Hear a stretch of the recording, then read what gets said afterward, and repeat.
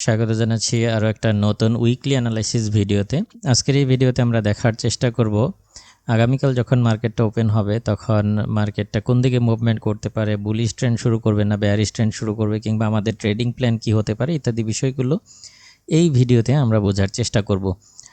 তো আমরা যদি প্রথমেই ইকোনমিক ক্যালেন্ডারটা দেখে আসি যে এই সপ্তাহে আমাদের কি কি নিউজ রিলিজ হবে, তাহলে আমাদের সামনে অ্যানালাইসিস করার জন্য আরও ক্লিয়ার একটা ডেটা আমরা পেয়ে যাবো। আমরা যদি প্রথমেই দেখি, আজকে যেহেতু 21 তারিখ, আগামীকাল 22 তারিখে মার্কেট ওপেন হবে, তো এখানে প্রথমে আমরা দেখতে পাচ্ছি যে ক্যাডের কিছু সিপিআই ডেটা কিন্তু রিলিজ হবে। সিপিআই ইনফ্লেশন ডেটাগুলো চলে আসবে, আর তেমন কোনো ডেটা নেই। এখানে একজন ফেড কর্মকর্তা কথা বলবে, তাছাড়া আর তেমন কোনো ডেটা আগামীকালকে নাই। তো অন্যদিকে এডিপি এমপ্লয়মেন্ট চেঞ্জের ডেটাটা চলে আসবে পরের দিন 23 তারিখে। এই একটা ডেটাই আমরা দেখতে পাচ্ছি এবং নিচের দিকে আর কোনো ডেটা নাই। তো একই সাথে 24 তারিখে যদি দেখি আমরা, তাহলে 24 তারিখে তেমন কোনো গুরুত্বপূর্ণ ডেটা এখনও দেখতে পাচ্ছি না। নিচের দিকে নিউ হোম সেলসের কিছু ডেটা রয়েছে। তো 24 তারিখে আমরা এই একটা মাত্র ডেটা দেখতে পাচ্ছি। 25 তারিখ বৃহস্পতিবারে যদি আমরা দেখি, তাহলে আমরা দেখতে পাচ্ছি ওই দিন কিছু গুরুত্বপূর্ণ ডেটা রিলিজ হবে, অর্থাৎ জিডিপি গ্রোথ রেটের ডেটাগুলো চলে আসবে। এবং নিচের দিকে আমরা যদি দেখি কোর পিসি ডেটাগুলো চলে আসবে, পিসি প্রাইস ইন্ডেক্সের ডেটাগুলো চলে আসবে। একই সাথে ওই একই দিন জবলেসের ডেটাগুলোও কিন্তু চলে আসবে। সো এই ডেটাগুলো অনেক গুরুত্বপূর্ণ ভূমিকা রাখবে, বিশেষ করে জিডিপি, কোর পিসি এবং জবলেস তিনটা ডেটাই খুবই গুরুত্বপূর্ণ ফরেক্স মার্কেটের জন্য।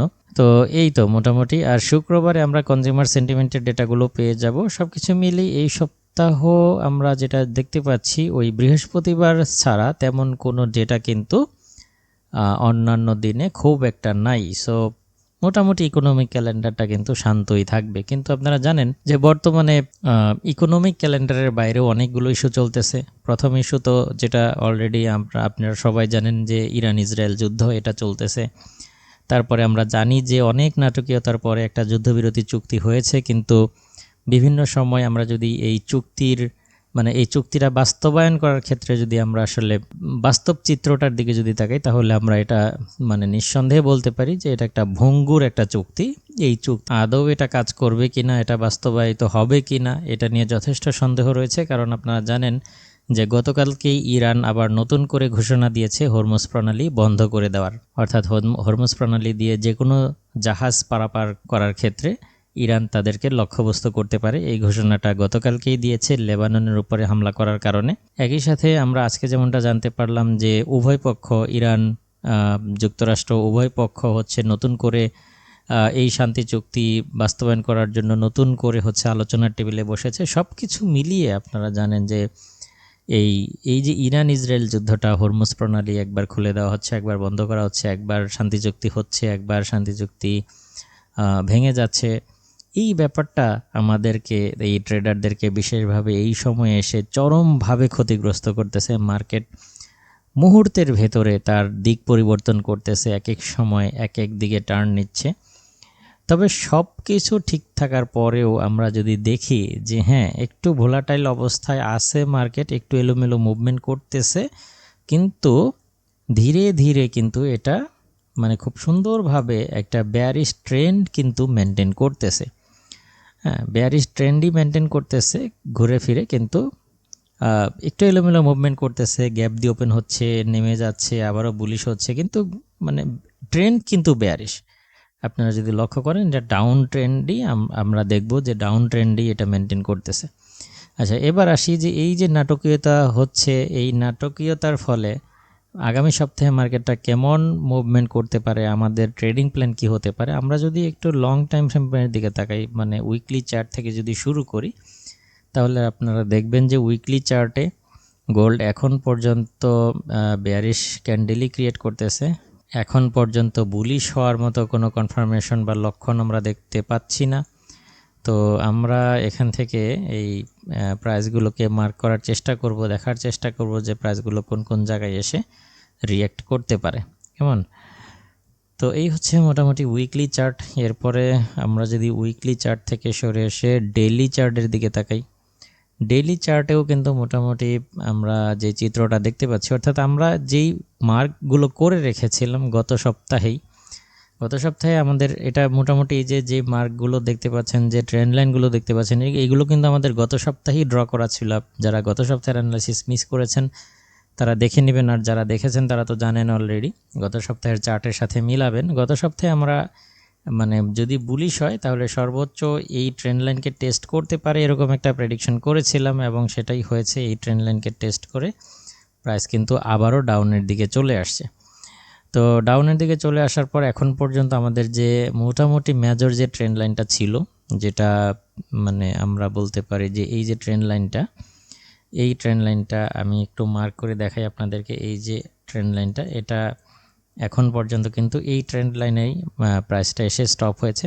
তো মোটামুটি আমরা বলতে পারি যে ট্রেন্ড লাইনটা কিছুটা ক্রস করার চেষ্টা করার অবস্থায় আসলে মার্কেট অফ হয়ে গেছে, কারণ গত শুক্রবারে হলিডে থাকার কারণে হচ্ছে রাত 11টার সময় মার্কেট অফ হয়ে যায়, যে কারণে পূর্ণাঙ্গ রেজাল্ট বা ফলাফলটা আমরা দেখতে পাইনি, যেটা আজকে রাতে মার্কেট ওপেন হওয়ার পরে হয়তো আমরা লক্ষ্য করব। এরপরে যদি আমরা 4 ঘন্টার চার্টে চলে আসি, 4 ঘন্টার চার্টেও কিন্তু মোটামুটি সব কিছুতে আপনারা যদি ফান্ডামেন্টাল এবং টেকনিক্যাল সব দিকেই যদি আপনারা মিলান, তাহলে মূলত এই মুহূর্তে গোল্ডের বুলিশ হওয়ার মতো কোনো লক্ষণ বা কোনো কনফার্মেশন নাই। সব সিগন্যাল, টেকনিক্যাল, ফান্ডামেন্টাল সমস্ত সিগন্যালই এখন ব্যারিশ বা আরও ডাউন হওয়ার পক্ষে। তাহলে যেটা হতে পারে যে মানে চলতি সপ্তাহে আমাদের বেশ কিছু চ্যালেঞ্জ ফেস করতে হবে। এর ভেতর অন্যতম হচ্ছে যে ইরান, ইসরায়েল বা আমেরিকা নতুন করে আলোচনার টেবিলে বসেছে। এখানে হতে পারে যে টাইম টু টাইম হুট করেই এক একটা নিউজ আসবে যে আলোচনা খুব ভালো হচ্ছে। আমরা যেটা দেখতে পারি, যেটা হতে পারে যে ডোনাল্ড ট্রাম্প এক এক সময় এক এক ধরনের টুইট করে, এই টুইটের ফলে হতে পারে কখনো বলবে যে আলোচনা খুব ভালো এগিয়ে যাচ্ছে। এই সমস্ত মানে নিউজের কারণে মার্কেটে অনেক অস্থিরতা বা অপ্রত্যাশিত কিছু মুভমেন্ট আমরা হয়তোবা দেখতে পারি। তাই সাবধানে এবং সীমিত ট্রেড করতে হবে। তো চলতি সপ্তাহে আমরা যেটা মানে দেখতে পারি, যদি আলোচনা ভালো হয়, ইরান ইসরায়েল শান্তি চুক্তি যদি আসলে হয়, আসলে ব্যাপারটা এতটাই জটিল আমার মনে হয় না এক সপ্তাহে তেমন কোনো বড় সমাধান আসবে। তারপরেও যদি আসে তাহলে প্রাইস বুলিশ হতে পারে, এবং বুলিশ হয়ে যদি 4360-70 এই লেভেলটাকে ক্রস করতে পারে, তাহলে মোটামুটি এটা $4560 বা তার আশেপাশে আসতে পারে। তবে বুলিশ হওয়ার সম্ভাবনা খুবই কম। এটা যেটা হতে পারে যে এটা ডাউন হওয়ার সম্ভাবনাই বেশি। এটা পর্যায়ক্রমে 4000কে ক্রস করতে পারলে এটা মোটামুটি প্রাথমিক পর্যায়ে $3900 পর্যন্ত ডাউন হতে পারে। আগামী সপ্তাহে যেটা আমরা দেখতে পারি যে যদি এটা মোটামুটি এখানে এই 4100 থেকে $4000 এই দুটো সাপোর্ট জোনকে যদি ক্রস করে ফেলতে পারে, তাহলে এটা মোটামুটি 3900 কিংবা তারও নিচে চলে আসতে পারে। তো 3900-র নিচে আসলে প্রাইস কোথায় আসতে পারে? যদি $3900 নিচে আসে, তাহলে এই প্রাইসটা আমরা দেখতে পারি 3660-65 দিকে প্রাইসটা নেমে যেতে পারে। ঠিক আছে, 3600 যদি 3900-কে ক্রস করতে পারে, তাহলে এটা ধীরে ধীরে 3600 বা তার আশেপাশে প্রাইসটা টেস্ট করতে পারে। এখান থেকে আবারও কিছুটা বুলিশ হওয়া শুরু করতে পারে। তো এই হচ্ছে মোটামুটি উইকলি অ্যানালাইসিস।